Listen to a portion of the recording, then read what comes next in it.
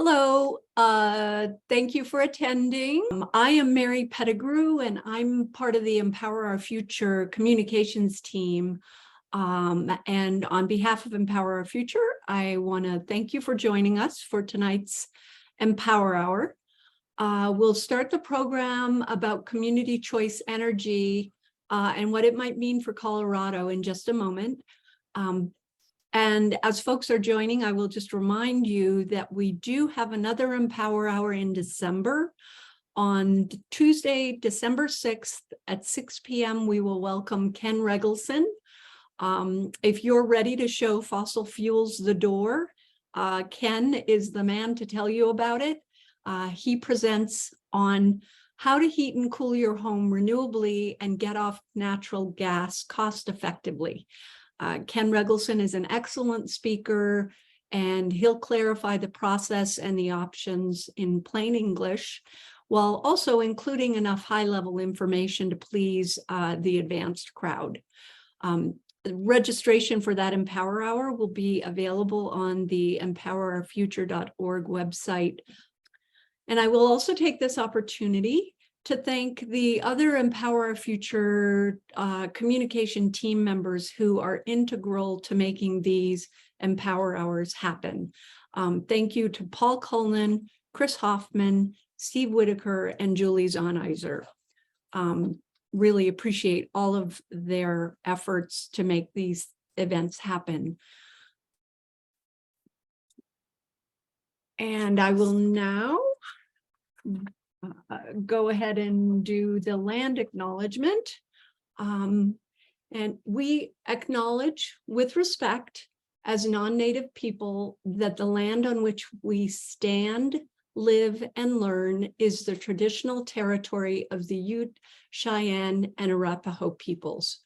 We also recognize the 48 contemporary tribal nations that are historically tied to the lands that make up the state of Colorado. We honor elders past, present, and future, and those who have stewarded this land throughout generations. We also recognize that our government, academic, and cultural institutions and our nation itself were founded upon and continue to enact exclusions and erasures of Indigenous peoples. May this acknowledgement demonstrate a commitment to working to dismantle ongoing legacies of settler colonialism, oppression, and inequities, and to recognize the hundreds of Indigenous nations who continue to resist, live, create, and uphold their sacred relations across their lands. Let us seek to understand what it means to be in right relationship today with the traditional stewards of this land, and with this land itself, and with all the creatures that inhabit it. Next, I'd like to hand things off to Leslie Glustrom and Steve Whitaker. And again, thanks so much for being here tonight. I want to thank everybody who came, and as I scroll through the participants, there are so many that I really wish we were in person, but you know how it goes. My name is Leslie Glustrom, and I'm involved with a number of groups: Clean Energy Action, Colorado Renewable Energy Society, and this group, Empower Our Future. And you've just heard Mary talk about the amazing team that puts this on and does so many different things. The website is amazing. If you haven't been there, I encourage you to go there. Lots of information about pulling the plug on the big coal plant down in Pueblo Unit 3, called the Pull the Plug campaign. There's a great webpage about community choice energy. And so stay tuned to Empower Our Future. You probably should be now, if you've signed up, you should be on the email for our group. And a lot of people on the call, I think, know me. I'm a biochemist by training. I resigned doing research at the university on issues related to cancer and aging in 2004 to work full-time on climate change. Went down to the Utilities Commission because although the inventories hadn't been done, we had a sense that electricity, and particularly burning coal, were the largest sources of greenhouse gas emissions. That's been well confirmed at this point. And although we called ourselves Clean Energy Action, really, we wanted to help move beyond coal, then move beyond natural gas, then decarbonize transportation. And what happened when I was down at the Utilities Commission is I really saw what happens when you have this system that we have in Colorado for our big utilities, Xcel and Black Hills, investor-owned utilities. And I've watched, we'll talk more about it, all those rate increases. And as a way of introducing Steve Whitaker, I wanted to take a few minutes to talk about my dad, who's since passed away. He was a businessman. He was a Republican. I'm pretty sure he would not have supported our last president. In fact, I think he would have been extremely appalled. But as a businessman, and my mom was an ardent Democrat, so I'll leave it to your imagination to think about what that was like. Man, she was very articulate and not shy. And so my dad was really a man of very few words, but some significant percentage of his words were about the importance of competition, the importance of market forces, and how those things can drive what we call price discipline and the unleashing of innovation. So I grew up with that, but I am not a business person. Steve Whitaker, who you're going to hear quite a bit from tonight, and get ready. You're going to really enjoy what Steve has to kind of his perspective and how he presents it. Steve is trained as a scientist at MIT. Then he went to work at Solar Energy Research Institute, which is what became NREL ultimately. Then he left the research world and went out into the entrepreneurial world, worked with several startups, started his own company, Continental Control System, developed electronic measurement devices and devices for measuring electricity use so businesses could be better at efficiency. And he's now moved, sold that business and moved on. And he just volunteers with us, which is amazing, along with all the other people who just volunteer with us.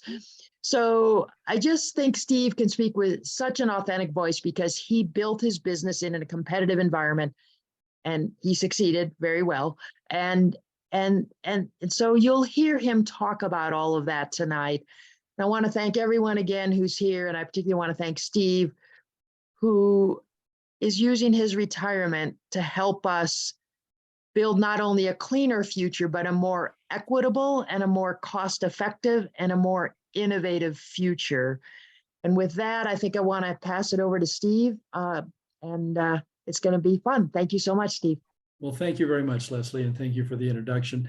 And thanks for the opportunity to be here and to share one of my passions, which is competition in the marketplace, especially for vital resources such as electric power. This evening, we'll be looking at a new relationship between customers, the two Colorado investor-owned monopoly electric utilities, which I'll call IOUs, and the generating sources of electric power. CCE is what we'll call community choice energy, and it's a concept that is emerging here in Colorado to deal with some of the problems that we're facing in terms of the speed with which we're able to bring on renewables, and what we're facing right now is increasing prices. So those of us with Empower Our Future are working to inform Coloradans about this concept, CCE, and in the process, create an idea whose time has come. Leslie, the next slide, please. So community choice energy will create a competitive alternative to IOUs where there currently is no competition. It will enable local control of decision-making around our use of electric power, and also other items that relate to energy efficiency and various programs that promote better use of electric power in our communities. It will create opportunities for innovation, which is key for us to be able to address the needs of the coming energy that we need to use to address changes in our climate. We need to move from fossil fuels to more innovative uses of energy that reduce our carbon footprint. It's already successfully operating in a number of states, and it can work here in Colorado. Next slide. So we don't need to invent the CCE concept from a blank piece of paper. There are already 9 states that are using some version of CCE, with a number of other states that are anticipated introducing legislation or who are introducing it. So we are able to learn from other entities that are currently using the CCE process for their electric utility. Next slide. So if we look at one of the most successful states in using CCE, which they call CCA, in this slide, you can see that there are dozens of CCAs that have been created in California, beginning in 2010 and up through projecting into 2023. And in this slide on the left, you can see this progression year after year after year of continually adding more CCAs or CCEs, as we will call them, and also increasing the amount of load or use by CCEs in California. Next slide. There's good reason to look at why we want to do something different than what we currently have here in Colorado, especially for the approximately 50% of the residents in Colorado who are in monopoly investor-owned utility territories. One of the primary reasons is that for those communities that want to achieve 100% renewable electricity by 2030, a goal that Boulder has, and many others, it's hard to see how we will reach that when Xcel does not think that they will be able to achieve 100% renewable electricity or 100% carbon-free electricity until 2050. This pace is too slow, especially in a time when we need to address a climate crisis. CCE can address that and speed the pace. But as we're all seeing now, as we get our utility bills, the prices are continually increasing. And frankly, if you look and see what rate increases are proposed for the future, this is just the beginning. But more than that, with our increasing use of electricity, not only as we currently use it, but also more in transportation as we go to EVs and more in heating as we transfer from fossil fuels, from natural gas to more electric, to use things that will heat our homes other than fossil fuels. What we're doing is we're concentrating the amount of energy that we consume in one single entity. This is something that really argues against the power to have us use competition to improve the choices that we have. We'll have a single investor-owned monopoly that is controlling all aspects of the energy that we consume. Beyond that, there are perverse financial incentives in the existing monopoly investor-owned utility. They are incentivized to purchase capital equipment at ever-increasing costs. They actually earn more the more they spend on purchasing capital equipment. This is entirely different than normal businesses that I'm familiar with, where you look to reduce your costs in order to enhance your profitability. On theirs, it is to increase the amount of money that they spend on capital equipment in order to increase their profits. This increase in expenditures directly results in increased rates for the electricity that we purchase. In addition, their particular model for the grid emphasizes a centralized process of aligning the grid with the source of generation, with the loads that are being used. The idea of placing the generation far away from where the loads are and having large transmission lines carry that electricity to the loads creates a vulnerability. Interruptions during storms, the longer the lines, the more the likelihood is of an interruption. Single points of failure anywhere along those transmission lines can eliminate power from the load. In addition, those power lines represent a vulnerability to wildfire. The longer those lines, the more exposure there is.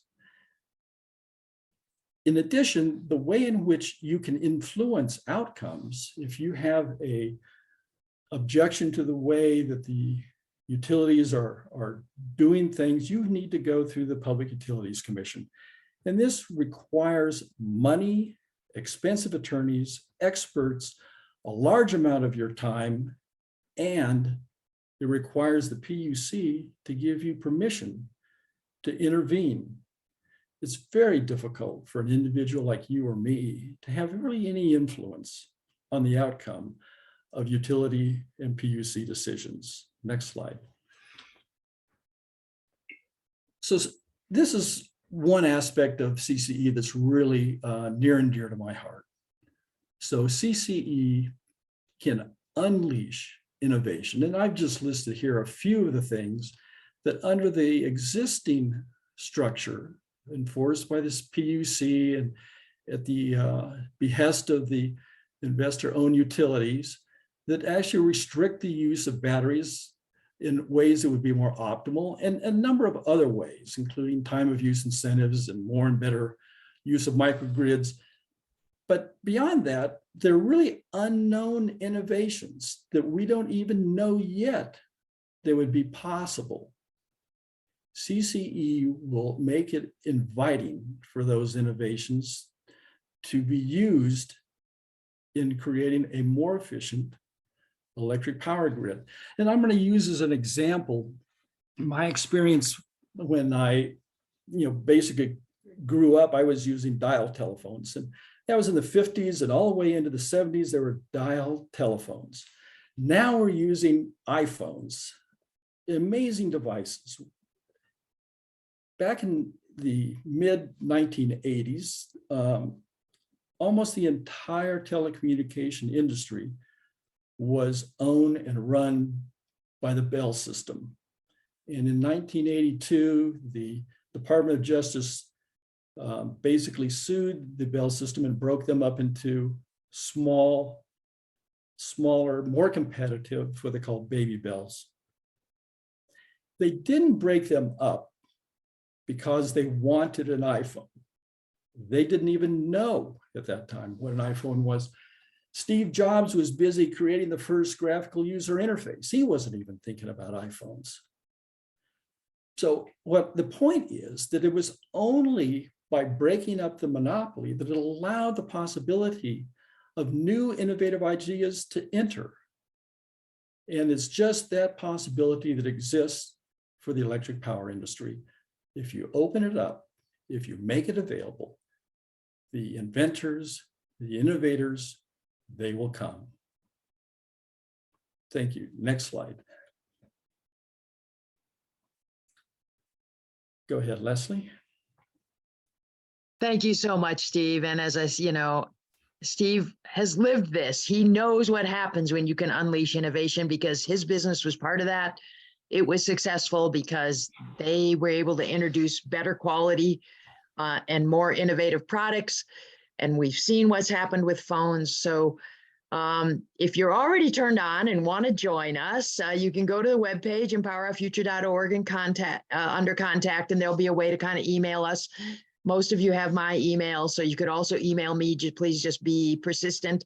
We obviously want to build a team here. We have this opportunity now where, frankly, we have the political structure we need in this state, but they're thinking about a lot of things. They're not thinking about how to open up Colorado for more competition. We're working on that.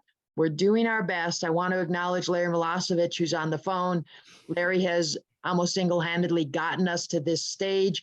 He's played an absolutely key role in developing the first draft of some enabling legislation. But we are going to need a lot of people to help us if we're going to do this. So one way or another, try to get in touch. Like I say, most of you know how to reach me. I want to let you know my phone is broken. It'll be better in about a week, but not yet. But you can always go to the website. And again, primarily Mary Pettigrew, with help from the team, has built a beautiful website, lots of information about CCE, and you can contact us. What I'd like to do next is kind of add a little more meat or whatever, potatoes, whatever, to what Steve said in terms of our current system and frankly, why it's highly unlikely to bring us optimal solutions. For this graph that you're looking at, we want to thank Paul Cullinan, who's part of a central part of the Empower Our Future team. He keeps the spreadsheet. This is a graph of Excel sales in Colorado over the last, 17 years, something like that, versus the profits. Some of you have seen this before. The blue line near the bottom is Excel sales since I began going down to the Utilities Commission. I started going down in 2004. We just have 2003 there. And if you actually build this out to 2021, their sales have actually gone down in that time. Not a lot, but basically their sales are flat. And in that time that I've been down at the Utilities Commission, hundreds and hundreds and hundreds and hundreds and hundreds of hours every year, I've watched what's gone on, and we started building this spreadsheet and then turned it over to people who are better at it than me, like Paul. And the red line is their profits from their electric sector over this time. And they've basically tripled during this time at a time when, more than tripled, at a time when their sales are flat. And what that tells us is that that gap between the red line and the blue line is just sort of a visual indication of the space that we have that would allow competitors to come in and to bring us, to sell us electricity at a lower cost and still do fine, still be able to have a profit margin, but just not quite such a large one. I think it's kind of gray dotted line near the bottom is what would have happened with profits if they had gone up at the rate of inflation during the period that we have graphed. So, and I've watched all this happen. All of these numbers, on the right are the PUC dockets that were Excel's rate increases. Then the year that the rate increase went into effect, if for anybody who wants to look it up, there's the PUC decision number. And then on the right side is the annual increase in base rate revenue. This goes back to that perverse incentive that Steve talked so well about, which is that as a utility without competition, what they're always trying to do is increase their capital expenditures. Capital expenditures go into what's called the rate base. The bigger the rate base, the bigger their rates. The bigger their rates, the bigger their profits. And that's what I have watched up close and personal. I've had a ringside seat down there for close to 20 years at this point. And these are not one-time rate increases. These are per year. So the top line is 107 million more per year, every year from here on out. And then 2 years later, in 2009, 112 million more per year, every year from here on out. Then 128 every year from here on out. Those first several, the top three lines are really rate increases that come back primarily to the big coal plant down in Pueblo. Excel calls it Comanche 3, we call it Pueblo Unit 3 because we don't think Native Americans want to have coal plants named after them. Then we go into the kind of the middle time frame. A lot of that is driven because Excel decided to cut off Black Hills, the other investor-owned utility, as a wholesale customer, left Black Hills very high and dry and facing very large rate increases to kind of make up for that. And then Excel, which it still galls me beyond all words, even though it's now over a decade ago, they went to the commission and said, well, we lost our wholesale customer, Black Hills. And so that means, never noting that they're the ones who cut Black Hills off. And then they said, I should have started my video, let me do that. Then they went to the commission and said, well, we've lost our customers through Black Hills. So now we need to increase our rates in order to make up for it. But they're the ones who cut them off. And they cut them off because wholesale electricity gets sold for a lot less than retail electricity like we pay for on your bills, which, sit down before you open your utility bills this winter. It's going to be very, very rude. Then we've had a series of other rate increases. You can see that in 2022, the bottom red line, Excel received 182 million more per year. Never mind that they already had those big profits that you saw on Paul's graph, the last graph. And we just within the last couple of weeks, Excel has filed at the Utilities Commission and said, you didn't give us enough earlier this year when you gave us 182 million more per year. We are going to file another electric rate increase before the end of 2022. That may not make you nauseous, but it makes me nauseous because it's a massive amount of work. All the rate case expenses are paid for by us. They're doing the same thing on the gas side. They're frankly just bullying the Utilities Commission into giving them more and more and more. All told, so far, this is 726 million more per year that they receive compared to basically when I began in around the 2003-4 timeframe, and they want more than that. So this is a problem with monopolies. And if we can get the slides to advance, okay. What they tell their investors, you can get PowerPoints from their website where they tell their investors, invest in us. And part of what they tell their investors is that our earnings per share are going to go up in the neighborhood of 5 to 7% a year. The PowerPoint that they just showed investors a couple days ago, it's not quite as clear, so I use this old graph. But what they just told the Edison Electric Institute and investors that were listening there, we intend to have our compound annual growth rate, that CAGR thing, that's going to go up 7% a year. It's the first time I've ever seen them say that. And once again, I'm just like, your sales are flat. The price of your product is going down. So the only way you can do something like this is to be a monopoly, to plan on continuing to charge us more for a product that keeps costing less. Solar and wind have gone up a little bit, like everything has gone up a certain amount in the last couple of years because of inflation and supply chain problems. They are still very substantially lower cost than the fossil fuel generation that we had been relying on. So this slide really summarizes why relying on a monopoly means that we are going to be seeing our rates go up and up and up, no matter how cheap wind and solar and batteries become. Because Xcel, in a sense, has an imperative to do that, because that's what they tell their shareholders. This is for PSCO, Public Service Company of Colorado, which is the operating company for Xcel in Colorado. And you can see what their capital expenditures, this is the perverse incentive issue that Steve laid out so well. You can see these different categories. You can see how much money Xcel intends to spend. This is just a 5-year period, 2022, 3, 4, 5, and 6. Hundreds of millions of dollars. This is generally referred to as gold plating the system. These numbers are in millions, so 3160 is 3.16 billion on distribution, 3 billion on transmission, 500 odd million on 585 million on generation, 2.3 billion on the fossil methane system. They call it natural gas. People that know about climate call it fossil methane. Another 770 million on other stuff.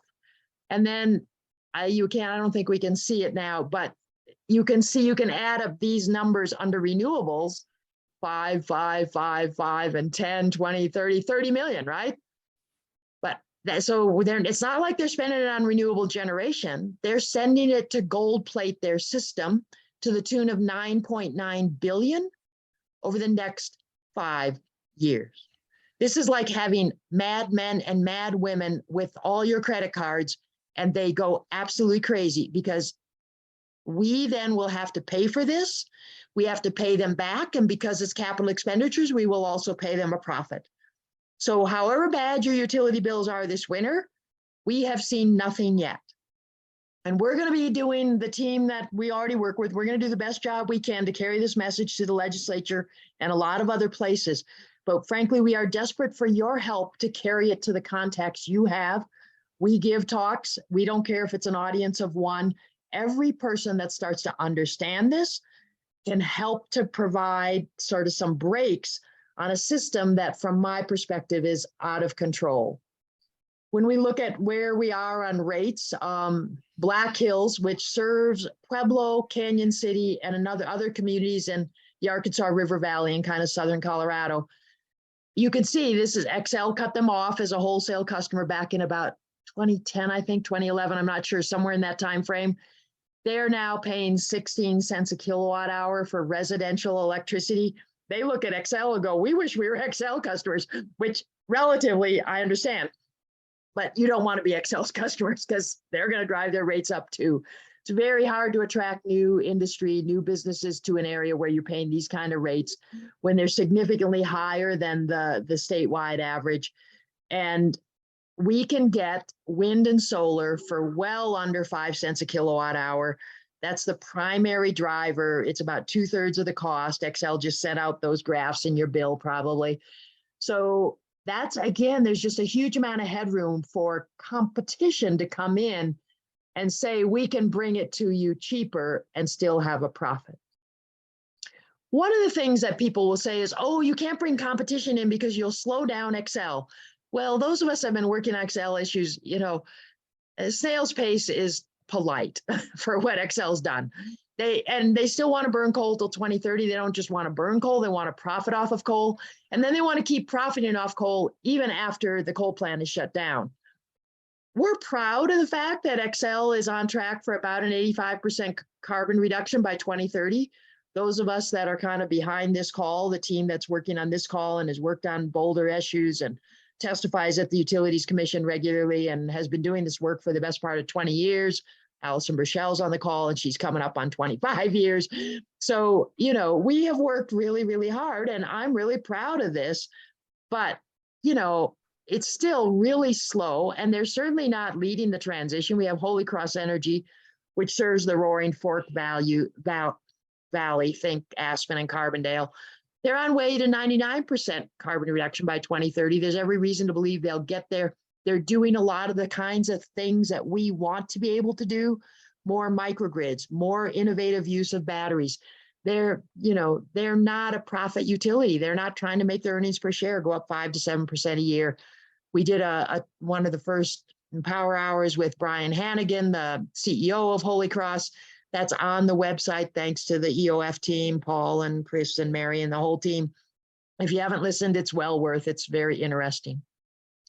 And just to give you a sense of what could happen if we could do what's called go to market, the city of Boulder did this back in late 2018, and they said, let's see what is out there. What might people offer to bring us? And there were many respondents to what's called this request for indicative pricing. Guzman is there. We'll talk a little more about Guzman, but it's not just Guzman. There are many other providers. These are the ones that are willing to have their names on a PowerPoint slide. There were other ones. If you do something like this, you've just put a target on your back for Excel to come harass you, frankly. So not everybody was willing to be publicly acknowledged. But when the city staff analyzed these results, when they projected where we would be with Excel in 2024 at about 53% renewables, projected cost of $123 million using the data they had at that time. Among these offers were offers that, for example, were 89% renewable electricity on the day one high renewables by 2024, and we would have saved about $40 million a year. There was also an offer for 100% by 2030 at a savings of about $30 million a year. Now it's 2022, so we would see different results. But when we see the results to Excel's request for proposals, even Black Hills, the rates were a little higher, but now we have the Inflation Reduction Act, which is likely to make wind and solar and batteries even lower cost. There's every reason to believe that if we could go to market, we could drive prices down, and we wouldn't have that imperative to always be gold plating, layers and layers and layers and layers of gold plating on the system in order to increase earnings per share by 5 to 7% a year. There are many communities in Colorado, New Mexico that have been able to do this. I didn't have enough room on the slide for all the references. If you want them, just get in touch with me. But really all you have to do is Google Delta Montrose Guzman, and you'll read about their deal. Holy Cross Guzman, you'll read about their deal. Sometimes I like to talk about Fountain. Fountain is not Boulder. It's a very military town, but they were in a position where they could go to market. And they're not going to be served by Guzman until I think it's 2026, but Guzman's paying them now so that they can lower their rates now. And what that does is preserve Guzman's place in line to bring them electricity in 2026. So they're lowering their rates now, and they're lowering their rates when Guzman starts to serve them. And Alan Best's story about that is just, really stunning. I think I put it in some of the notices for this. And so once again, and all of these communities, when you hear their CEOs or whoever talk, it's like they get treated like customers. They get treated like valuable customers. Their suppliers are going out of their way to do things to help them achieve their goals. And I will just say that after 20 years of dealing with Excel, their people are very good. I don't ever want to say anything bad about their people, hardworking, competent, caring people, but they're a monopoly and they don't treat their customers. Frankly, we're just the people that pay the bills so that they can drive their profits up in the way that we've just discussed. So want to hand it back to Steve, who's going to add a little more meat onto the CCE, and then we're going to kind of wrap it up, we hope, in about 5-10 minutes. And happy to take questions, and Steve and I will stay on after 7 if there's questions that keep coming. Thank you, Steve. Great, thank you, Leslie. So we're going to look a little bit more closely at what are the components of CCE and how it compares and contrasts with other ways in which electric power is being delivered in the state right now. So if you look at the left, the investor-owned utility, it is vertically integrated. It's a bundle. It provides the power. It owns and maintains the power lines, and it also provides customer service. On the right-hand side, you see what is called a municipal utility, public utility, and it provides power, owns the lines, and provides the customer service. CCE sits in the middle of that. So what CCE does is the entity would go out and seek bids for electric power that it would use to formulate its rates. The IOU would still own and maintain the power lines and would provide the customer service. So the CCE is basically a bargaining entity that represents the community or group of communities in going to market to get power at the best price and of the mix that it's looking for. Next slide, please.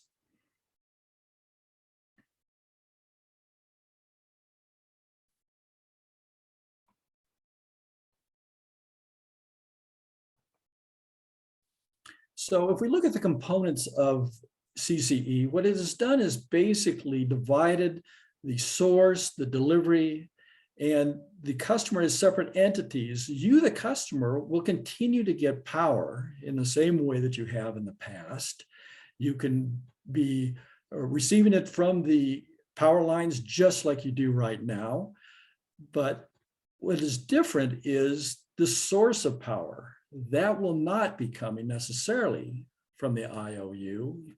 The CCE, which is formed by cities and counties as an entity, will go out to bid and get that power and administrate its delivery and its billing through the utility. So it's not a coercive system because a particular community does not need to implement CCE. They can continue just as they are right now, getting their power from the investor-owned utility. If, however, the community does decide to use CCE and set up a CCE authority to acquire its power, it does not force the individual to use the CCE. If you are within a investor-owned utility territory, you can opt out of being part of the CCE and continue to get your power from the investor-owned utility. So this is an option within an option. So it gives the community the option to buy power separately from the investor-owned utility and gives the individual the choice within that CCE whether to participate or not. Next slide, please. So I want to make the distinction between what we're looking at here as what is called an opt-out, a wholesale opt-out CCE. And this shouldn't be confused with what is called retail choice, which is used in states most well-known as Texas, and where they had some of the problems a couple of years ago, was a result of this particular structure, where individuals go to separate sources for electric power. They do not have the benefit of the strength of purchasing that you do in a community where you're basically going to market as a group. This creates problems in a retail configuration because a particular provider is unable to really understand what they're going to have in the way of customers over a period of time, and impedes their ability to invest in renewables, which requires a long time commitment. In a CCE, where you're dealing with it as a community, you're going to market as a community, either an individual community, a group of communities, a group of communities with the county. You now have a larger block of energy that you're now going out for bid for, and that will attract more independent power producers. It will give you better pricing power, and it will allow them, when you make contracts for 10 or 15 or 20 years, to get better results, because the power provider knows that they have a group of consumers that they can expect to consume the power over a long period of time. You can get better rates. They know that they can build better facilities with the commitment that comes from those individual communities in the CCE. Next slide, please. So let's look at one of the most successful of the CCEs. In California, they call them CCAs.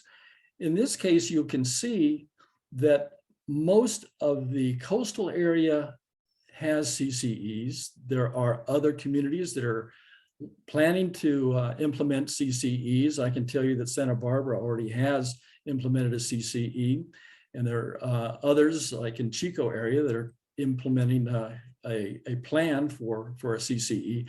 And there's only one reason why these communities continue to add their names to the list of CCEs over time, and that's because it works. It satisfies the needs of the consumers. It provides benefit to the communities, so they're able to tailor their programs and their power needs to what they value, and not what's given to them by a monopoly IOU. Next slide, please. So if you want to get a real idea of how a particular CCE might operate, I suggest that you go to the Empower Our website, the Empower Our Future website, and look at this particular event that was an Empower Hour, where Jeff Cyphers of Sonoma Clean Power really talked about how it is that their CCE operates. And it's truly amazing. Some of the programs they offer, their ability to get 24/7 clean electrical power in combination with geothermal sources. They're able to establish grid resilience. They have special programs for electric vehicles and electric bikes, and they use microgrids to reduce the amount of carbon content in the power that they provide to their customers. Truly an interesting presentation, well worth your time. Next slide, please. So this particular slide, though it is hard to read, across the top is the various CCAs that exist, a number of different CCAs that exist in California. What's being shown here is the diversity. So a CCE isn't a one size fits all. It leaves a lot of choice to an individual community or group of communities about what kind of programs they want to offer, what kind of rate structures they want to create. And on the left-hand side, where it may be difficult for you to read, but they have special EV rates. They have rates for battery storage. They have EV load shifting. They have building electrification programs. They have solar incentives. They have low-income solar incentives. There's a whole matrix of different offerings. It's not the same for each and every CCE. They're able to tailor the programs they offer to the community that reflects their emphasis on certain programs, their values, that gives them local control of exactly how they want to establish and operate their CCE. Next slide, please. So CCE really offers an opportunity in Colorado that we've not seen before. It's a generational opportunity. It is an investment in the future. It will create a competitive alternative to IOUs. Competition is what we're used to. Competition is what we expect when we're consuming products and making choices. We expect to have choices. There's local control in a CCE. So instead of having to go and file petitions and hire expensive lawyers to go and speak before the Public Utilities Commission to have your voice heard, it will be very much like a city council meeting. You can go monthly to a meeting where the CCE will have an opportunity for you to speak your mind, to express yourself. It's much more local. And in the process of standing up these programs that are locally focused, it will create many more local jobs. And in this CCE, you will have a new relationship between the utility and the customers. Even for those communities that don't adopt a CCE, when they are looking to renew the franchise with the utility will know that now this particular community has the option of forming a CCE. That gives them bargaining power. That gives them a relationship that is much more equal than simply having to take what the local utility gives you. Opportunities for innovation, I've already talked about. This is really amazing what can possibly be created that we don't even know about, given the opportunity. Right now, the investor-owned utilities are only interested in innovations that will particularly help their bottom line. So innovations that relate to enhancing customer satisfaction, customer reduced rates, customer mixes of power, unless they increase the profitability of the utility, this isn't of interest. But CEEs are not-for-profit organizations. That profit is not the primary goal and the primary decision-making entity. And we've also shown that this is a concept that is successful in several states. It's not something new that we're just trying to create for Colorado. We have the ability to look at the programs and the experience that these CCEs have, not only in California, but elsewhere, and pick from them those things that actually work to enhance the CCEs that we create here in Colorado. Next slide, please. So this is the contact information. There's a QR code here. And if you want to just use your phone, that'll take you directly to Empower Our Future, where you can look at the events, more tabs on CCE, and there's contact information. And while you're taking a picture of this, perhaps with your cell phone, let me just say that right now in Colorado, CCE is a concept. It's an idea. It only becomes real through legislation. As you open your utility bill and see how much it's costing you, use that as a reminder to contact your legislator and let them know you want the power and choice available with CCE. Next slide, please. So I want to thank all of you for listening to our presentation, and Leslie and I will be available at this point to answer questions. And Leslie, I don't know if you have anything to say at this point. Thank you, Steve. Awesome job. And we do have a few minutes for questions, and I'm hoping that Larry Milosevic might also be elevated to a panelist, because he actually is like I said, he's the guy who's done all the heavy lifting. He's the true expert. Steve and I are we care a lot and we really want to see this, but Larry knows a lot more.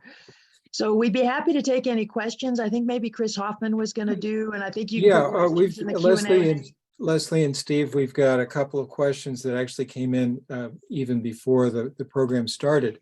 So the first question is how could electricity provided by a CCE be cheaper than my current electricity bill? How's that possible? Go ahead, Leslie. Very good. Well, let's just, I don't know if we'll be able to go back to the slide, but you remember the slide. Thank you for the question. It's an excellent question. And let's just kind of build from the bottom up. We now know, we have the data from Excel, we have the data from Tri-State. Wind, solar, and batteries, the combination you can get for way under 5 cents a kilowatt hour. And then until we get better long-term storage, you do need a few gas turbines. You don't need nearly as many as Excel does, especially if we were to manage our demand and shape our demand, so we don't just have these horrible, huge peaks on a really hot summer afternoon. We can just like people have the saver switch on their air conditioner. We can do similar programs, for examples, with all the freezer cases in the grocery stores or whatever. There are so many ways to do this more cost effectively.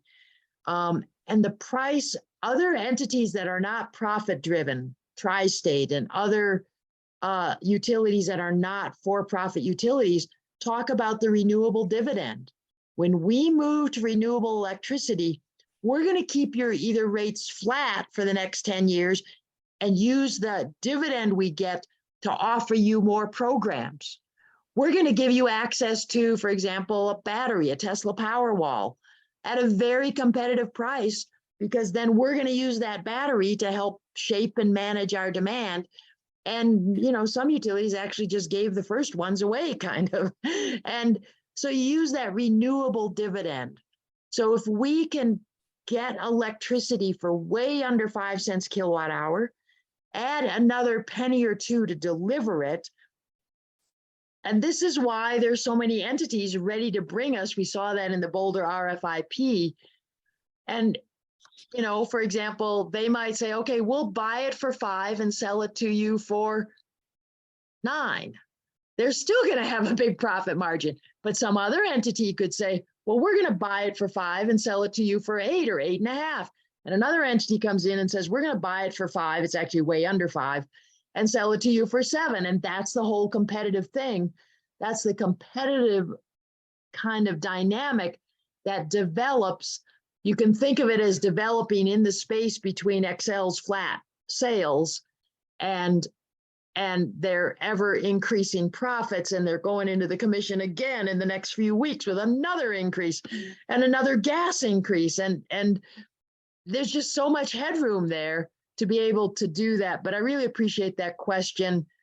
I left out the slide, but if anybody wants to stay after 7, we can actually look at the slide that shows the median price for wind and solar, and they're actually well under 3 cents a kilowatt hour. But I've just Can I add something to that? A part of what can happen with the CCE is that they can actually shape the rate structure to your advantage during the noontime, while the sun is shining. PV or solar generated electric power is the cheapest, but the rate structure that currently is offered by Excel and other investor-owned utilities does not reflect that. So the individual CCE can shape that rate structure so that it makes it extremely inexpensive for you to charge your vehicle during the day, extremely inexpensive for you to use electricity while the sun's shining. So there are ways in which they can actually shape the rate structure to your benefit. So thank you. And we have a question in the Q&A now from Bill Althouse. He asks, can locally owned assets aggregate their net access generation into the CCA and get a higher price than PURPA? Yeah. Do you want me to take that one, Steve? You go ahead. Bill Althouse, thank you so much for being here. We really appreciate you. We're thrilled that we now know you after the PUC hearing a few weeks ago on the gas structure. I can't remember which one it was, but thank you so much for that question, Bill. Bill Althouse, who asked the question, is actually an expert on virtual power plants. And the answer, Bill, is that what will happen in a CCE will depend on what the community decides. But certainly people like Steve and I and Julie and Chris and Paul and Mary, and the list goes on and on, Allison and Larry, it's exactly that sort of thing that we envision, where we're able to have a very different kind of architecture in place. Let's not put all of our eggs into a big coal plant down in Pueblo And let's not even put all of our eggs into a big solar farm down in Pueblo. I'm happy to have solar in Pueblo. We're going to have a bunch of it. But let's start to think about how we might have more solar and storage locally, how we might share among both residences and businesses, how we might actually incentivize having more storage on site, incentivize more vehicles to grid and more vehicles to home. I'm just reading about this new microgrid in Southern California that's coming along. And then aggregate those and manage them with computers, basically, so that we have a lot of little sources all aggregated together. Now, will you get a better price than PURPA? You know, Bill, only time can tell. Better price than PURPA is, if you don't know about that and you want to know, stay on. But it'll be up to the community to decide. But it is exactly that sort of thing that drives people like Steve and me and the whole team to work on this. Great, thank you. There's another question. How would electricity provided through a CCE be as dependable as my electricity is now? You want to take that one, Steve? You want me to? Go ahead. Well, you know, we're talking about the future. So first of all, XL is not that dependable. They always say, oh, we're 99% reliable. Well, that's good, but you don't measure reliability in the US utility world with percentages. 99% would be like 2 nines. And good reliability is in the neighborhood 4, 5, and 6 nines. Like Fort Collins, which is a municipal utility, they have much better reliability. They're world-class reliability, and they've buried all their lines, so their trees aren't all hacked up, and it's gorgeous when you go up to Fort Collins because of all of that. So reliability is a combination of both having enough capacity to generate the electricity, but in this century, it's also very dependent on how you get that electricity from where it's generated to the user, whether it's a residence or whether it's a business. And the old 20th century model is says, build it, you know, a long ways away, 5, 10, 15, 100, 200 miles away, and put it on big wires and then bring it to your house. And so you need both of those aspects of reliability. And again, Steve and I and Larry and the whole gang, believe me, we are not doing this to either slow XL down, because, I mean, I gave him my job in order to work full-time on climate change before anybody's talking about it. So, you know, I don't think I want to slow us down in that. And obviously we don't want less reliability. It will depend on the implementation plan that the CCE puts together. It'll have to go to the Utilities Commission for some oversight. But I believe if we actually want this system to work for our children and our grandchildren and on down, and their children and on down, it doesn't make sense to think that a 200-mile piece of wire strung from pole to pole is the right way to do it when we're going to have crazy winds over 100 miles an hour now. That's sort of a regular rate. We're going to have horrible fires. We're going to have horrible floods. We're going to have horrible blizzards because we're moved into the climate change century. So I actually think the question that Bill Althouse asked really gets to that. How do we get a lot of small things, tie them all together, and keep them much more local? And I think that actually is very likely to improve reliability. But again, it'll be up to the community to make the decisions. And every community is going to kind of weigh all of those things if they want. And if they don't want, they can just keep being served by XL and frankly, deal with the endless rate increases. So, but thank you. It's a great question. I really appreciate whoever asked that. Okay. And we're actually at, we call it an Empower Hour, and we're actually at the hour now. But I'd encourage anybody who, all of us, to tune in next month for the presentation on heat pumps and how to get off fossil gas in your home. And Leslie and Steve have kindly offered to stick around for a little bit longer if people want to continue to dialogue. And Leslie and Steve do have access to the Q&A.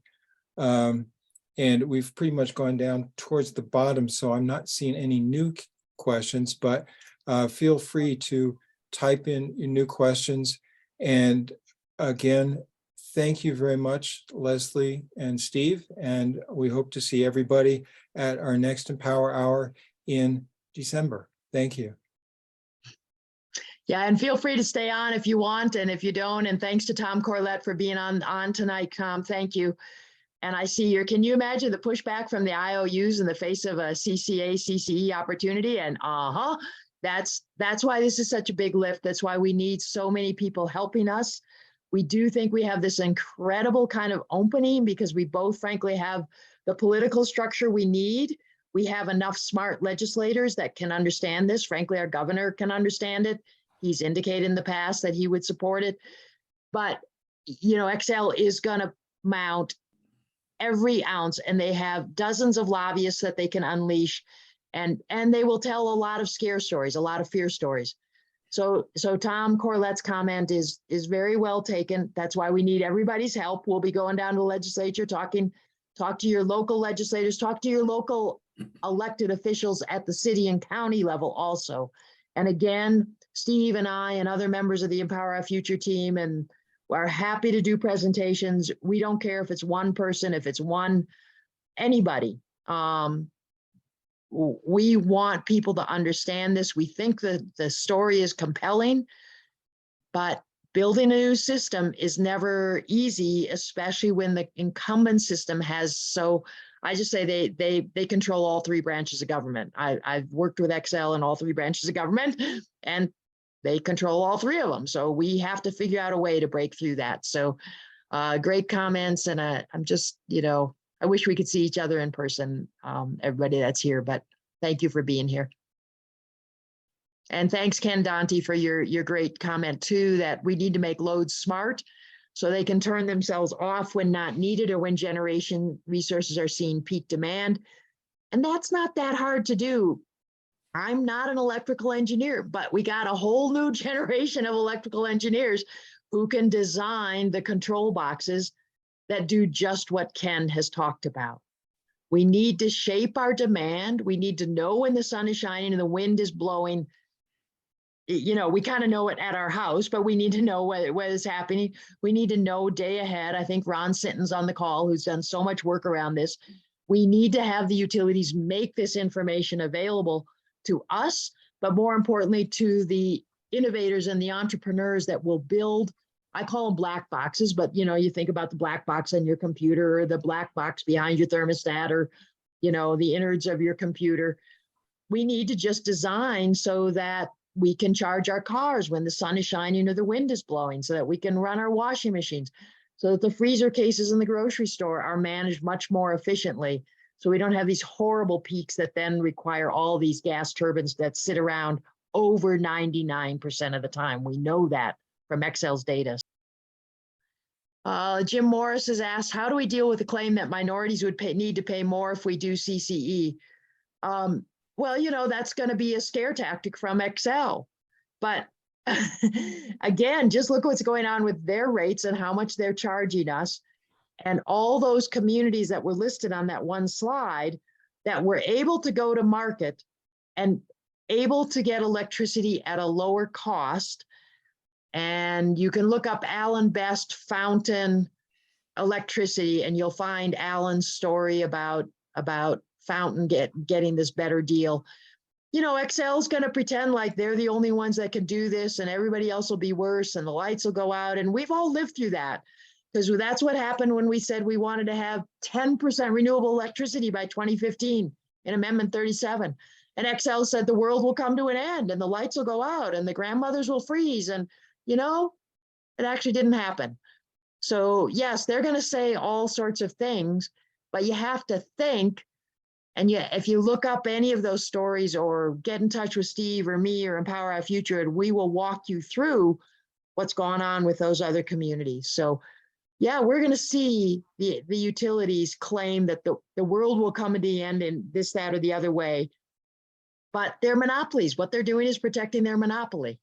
So yeah, let me also add, if you look at Sonoma Clean Power and what they offer in the way of programs and other CCEs in California, they address those issues. It's a community-based design that they make for their CCE. They're able to address low income and multi-family energy efficiency. They have programs for that. They have on-bill repayments in some of the CCEs in California, which allows low income to make investments and pay for it through their billing.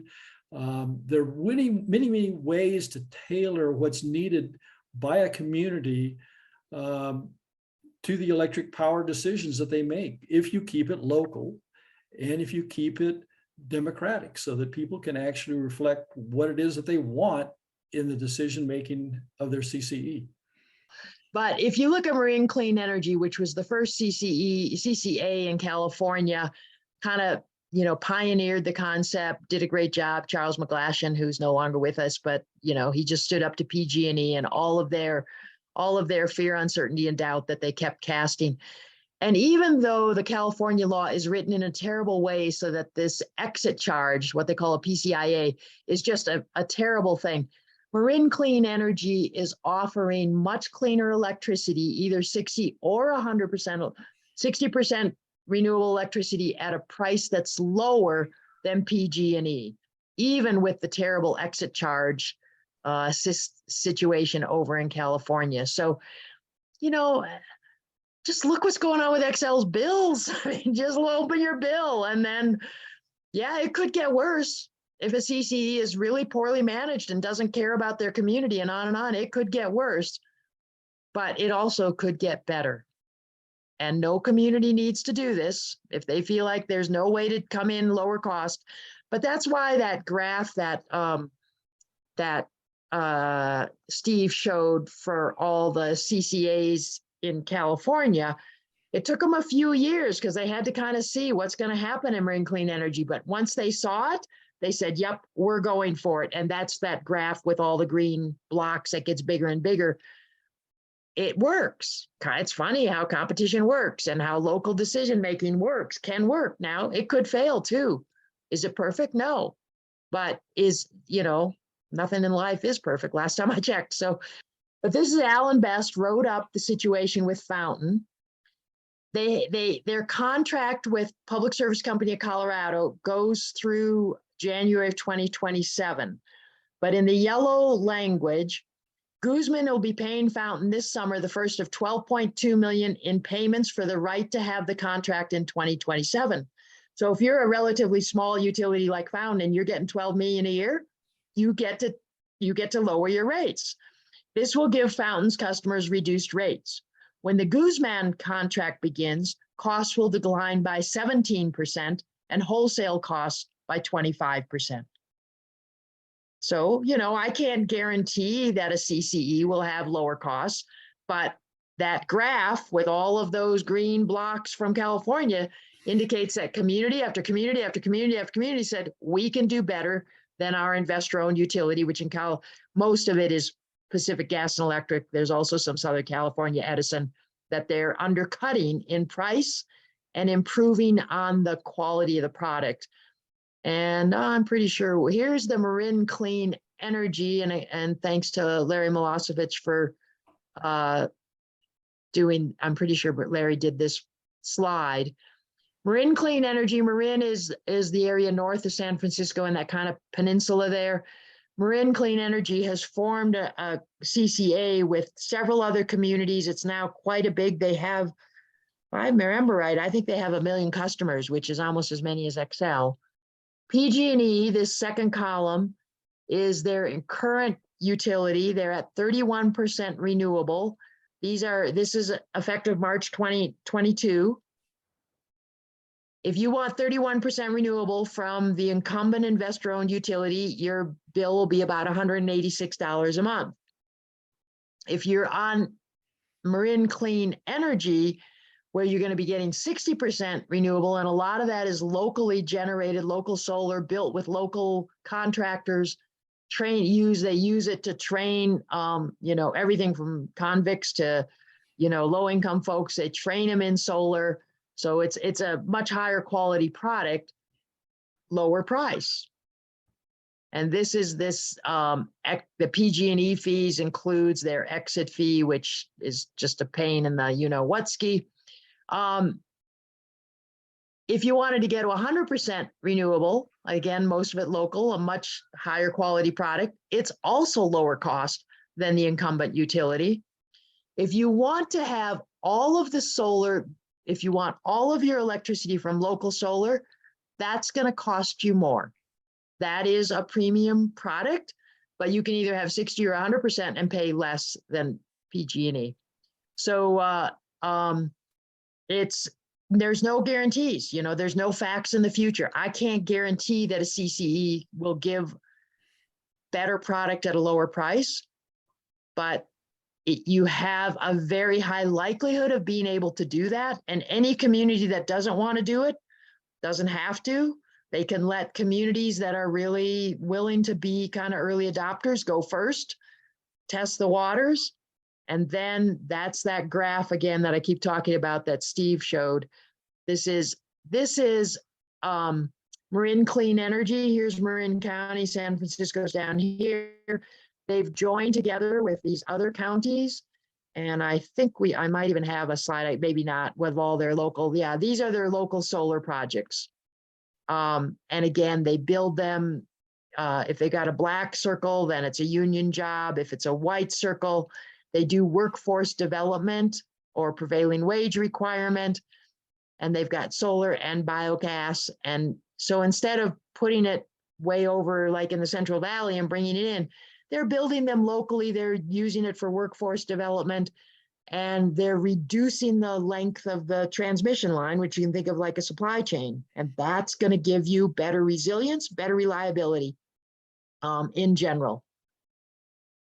So I was just going to go back because I just think the slide that Steve showed, it is very near the beginning, but it's just such a powerful statement. Marin Clean Energy started in about 2010. It took a while. And once we got to 2016, all of these communities that are over on the right, they're communities and groups of communities, they're aggregated demand. That's why they call it CCA, Community Choice Aggregation. I think I've got that right. You aggregate. So it might be, for example, Pueblo and Canyon City and who knows what else. Or it might be Boulder and Louisville and Lafayette, or it might be Westminster and Arvada, or it might be Denver and Aurora. You know, that's going to be that'll be the end of Excel when that happens. But more or less, that's why Excel is going to fight this thing. But this is such a powerful statement. As Steve says, it's being adopted because it works. All these communities aren't adopting it because it's less reliable and more expensive and dirtier. They're adopting it, and you know, they weren't Marin. There are other places that are not as, you know, frankly, politically progressive, but it's a better deal. And Fountain ain't no Boulder, right? They're doing it because they can get a better deal. They're going to have more local development. They're going to have lower costs. They're going to have they have plenty good reliability, and in many cases, they're going to have better reliability. They're adopting it because it works, and this is the answer to this slide, I believe, is in large part the answer to all of the claims that Excel is going to make about how the world will come to an end if anybody dares to go outside of their monopoly control. Don't get me going. You can tell it aggravates me. I've spent close to 20 years at the Utilities Commission watching what they do. So I'll shut up now, but thanks for listening. Yeah, I mean, something else to bring up is that when you know, so much of the time you spend facing the problem, especially with a monopoly investor-owned utility, the rates go up. The question is, what can you do? You know, what can you do? They're a monopoly. They own the rights to sell you power and it can exclude anybody else from doing that. With a CCE, that will give you the choice. It'll give your community the choice to do something instead of just wringing your hands. Yeah, and I see where the Q&A Bill Halthouse has steered us to. The Marin Community Choice is going. I don't know if they're quite going full virtual power plant, but they are definitely doing a part of what they're doing is a virtual power plant. Evan Ravitz wants us to say, please don't misinform people that Steve Jobs invented the menu/mouse user interface. He and Gates took those directly from Xerox. Julie wanted us to emphasize that the utility will still be in charge of distribution and transmission, just like they are now. That's certainly the CCE model, and that will certainly be the way we start. Tune in next month for the presentation on heat pumps and how to get off fossil gas in your home.